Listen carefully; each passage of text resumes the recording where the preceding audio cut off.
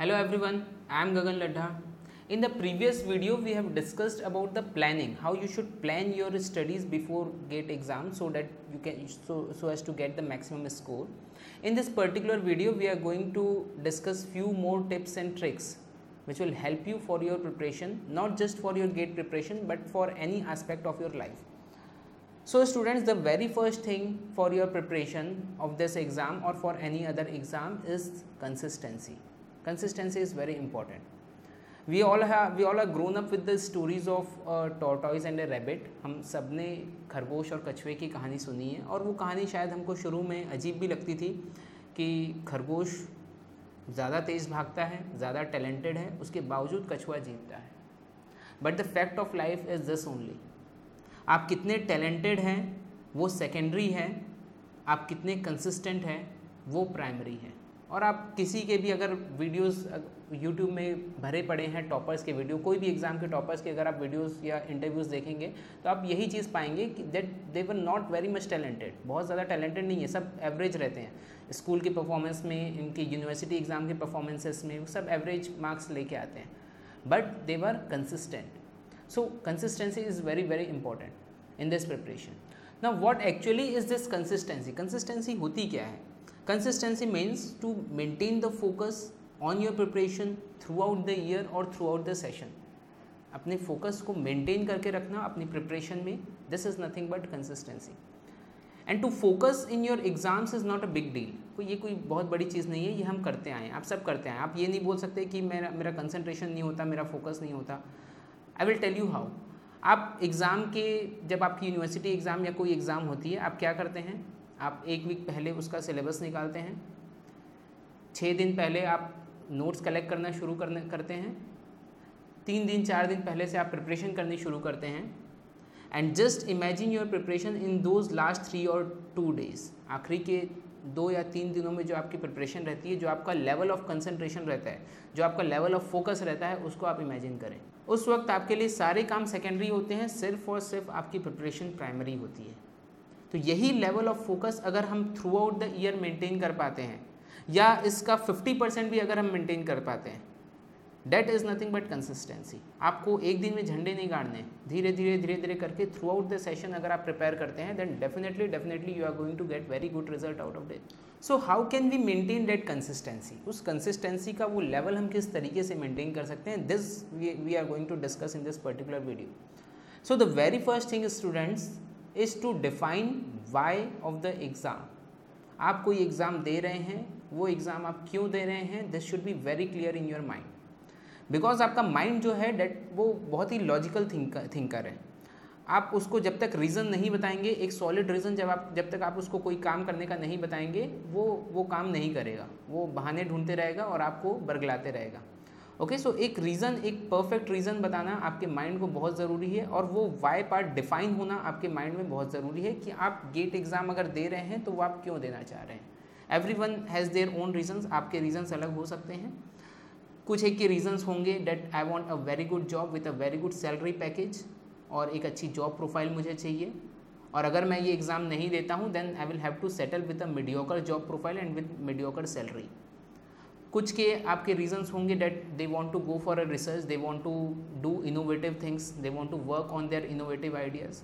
आप लोग में से कुछ के रीजंस ये हो सकते हैं that because I did my BTech from the mediocre engineering college, so I want a degree from a very good college so that I can get a very very good job.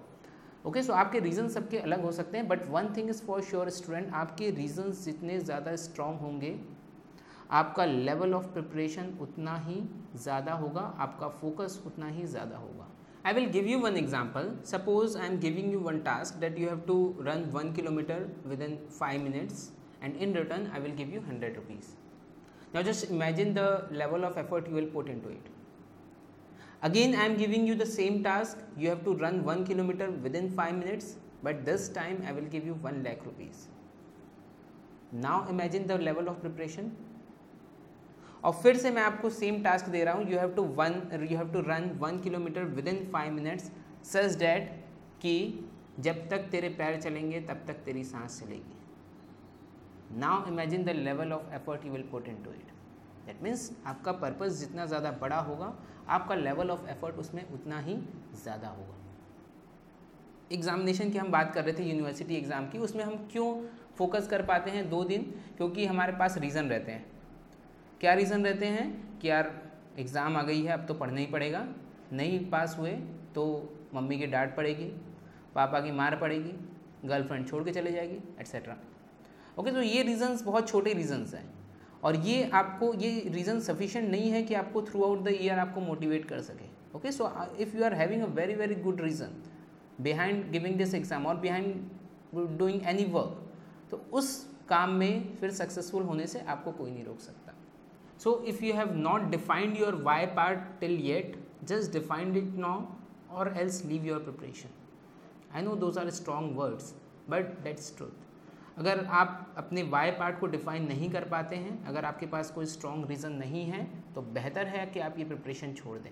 So once you have defined your why part, the next important thing would be planning. आपको फिर अपनी studies को plan करना है, और plan किस तरीके से करना है ये हमने डिस्कस किया प्रीवियस वीडियो में। You can watch that video and if you have not watched it yet, I will give you the link here and you can watch that video and you will understand how you should plan your studies, because planning gives right direction to your hard work. और जब तक आपका hard work सही direction में ना हो, आपके उस हार्ड वर्क का कोई सेंस नहीं है। आप सुबह से शाम तक आप दीवार को धक्का लगाते जाइए, ओके, आपने मेहनत भरपूर की है, but ultimately the work done by you will be zero. And at the end of the day हम क्या बोलते हैं, हमने बहुत मेहनत की बट किस्मत ने हमारा साथ नहीं दी, भगवान ने हमारा साथ नहीं दिया। Okay, so your hard work should be in right direction, then only you will be able to succeed in this exam. And once you have planned your studies, once you have planned your timetable, now is the time for implementation, which is again very important part. You have to implement that timetable with complete discipline. And discipline is a word which is generally mistaken as foundation. And believe me students, discipline is not equal to foundation. Discipline is actually equal to freedom. And I will prove this thing. If you are disciplined today with your health habits, अगर आप सुबह जल्दी उठते हैं, you are practicing running, cycling, walking, whatever health habits if you are having, and if you are having control on your diet, then आप 50 साल, 60 साल, 70 साल तक आप फ्री हैं कि आप कुछ भी खा सकते हैं, आप जैसे चाहें अपनी लाइफ को एंजॉय कर सकते हैं। अगर आप आज की डेट में डिसिप्लिन है अपने करियर को लेकर, if you are putting your effort in your studies, in your skills, in learning new skills, then you will definitely get a very good job, or you after some year you will run a successful enterprise, and then you will have the financial freedom. आपके पास फिर financial freedom है, आप जब चाहे, जहाँ चाहे, जितना चाहे spend कर सकते हैं। On the other hand, if you are not disciplined with your studies, obviously you are not going to get a good job, and obviously in the coming years you will be financially dependent. तो ये हमें decide करना होगा that किस तरह की freedom हम चाहते हैं। So this discipline is actually equal to freedom, provided this discipline should not be out of fear. This discipline should be out of your inner desire to excel. हमारी जो discipline होती है generally that is out of fear. हम डर के कारण discipline रहते हैं, डर रहता है घर वालों का, समाज का, उस कारण हम डिसिप्लिन दिखाते हैं बाहर से, but we don't follow the inner discipline. So until and unless आप डर के कारण जो आपके डिसिप्लिन है that will bound you, no doubt, but जो आपकी इनर डिसिप्लिन रहेगी which comes out of your desire to excel, that will actually give you freedom. And there is a famous saying of Spartan warriors, he who sweats more during training bleeds less during war. And these are golden words. If you want आप इसको लिख सकते हैं, आप अपने room में इसको लगा सकते हैं.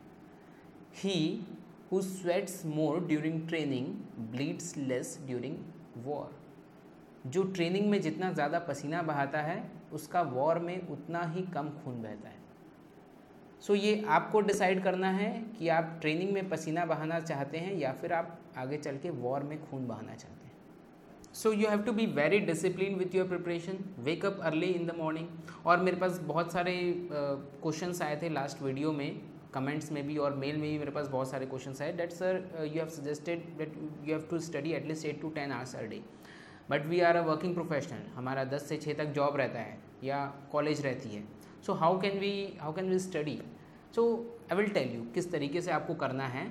Just wake up at 4 AM. आप रात को जल्दी सो जाइए, 9 बजे 10 बजे जब भी आप कंफर्टेबल हो 10 बजे तक एटलीस्ट सो जाइए। आप सुबह 4 बजे उठिए और 4 बजे से लेकर 8 बजे तक का जो टाइम है उसमें आप बहुत अच्छे से पढ़ाई कर सकते हैं। और फिर उसके बाद शाम को आके 6 बजे आप आते हैं फ्रेश होके, अगर आप शाम का 1-2 घंटा भी अगर आप देते हैं that is more than enough. 6 to 6 hours is more than enough for working professionals. Okay, और क्यों मैं ऐसा बोल रहा हूँ, क्योंकि जो मॉर्निंग का जो 4 आवर्स है that is equivalent to at least 6 to 7 hours. आप जो दिन भर प्रिपरेशन करते हैं उसके 7 घंटे के एटलीस्ट इक्वल है आपका जो मॉर्निंग का जो 4 आवर्स है। बिकॉज उन 4 आवर्स में आपके पास कोई डिस्टर्बेंस नहीं रहता।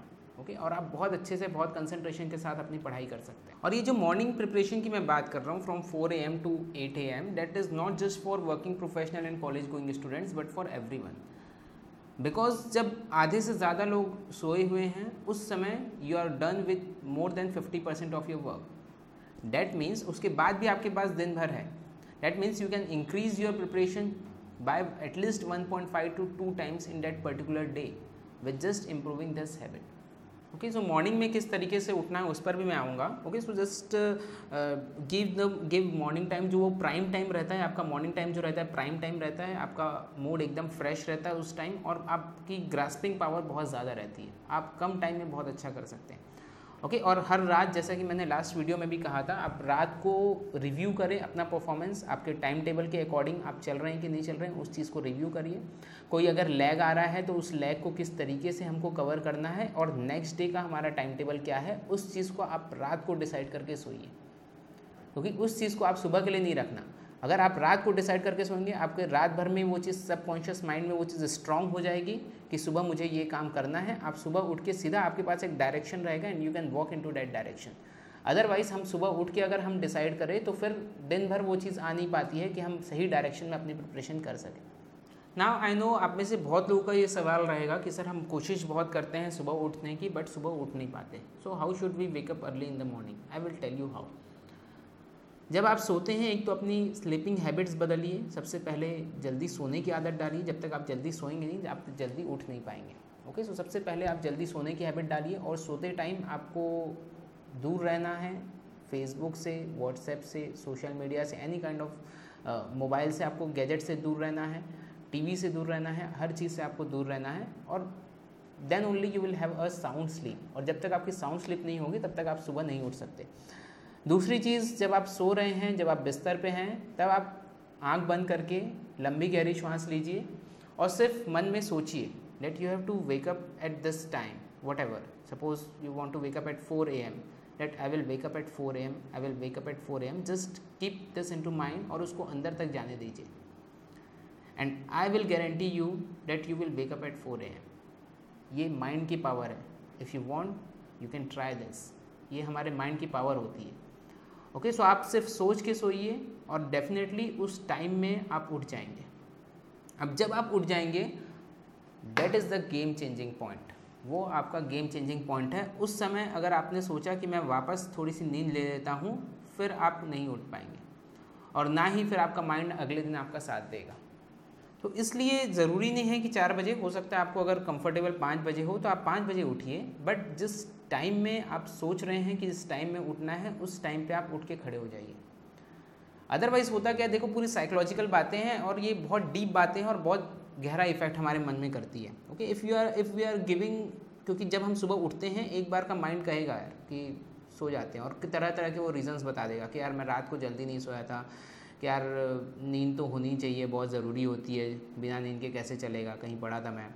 ओके, तो कई तरह के रीजंस वो बताएगा, बट अगर आपने उसको डोमिनेट होने दिया वहाँ पर तो वो फिर डोमिनेट हो जाएगा। And believe me, mind is a very good servant but mind is a very very bad master.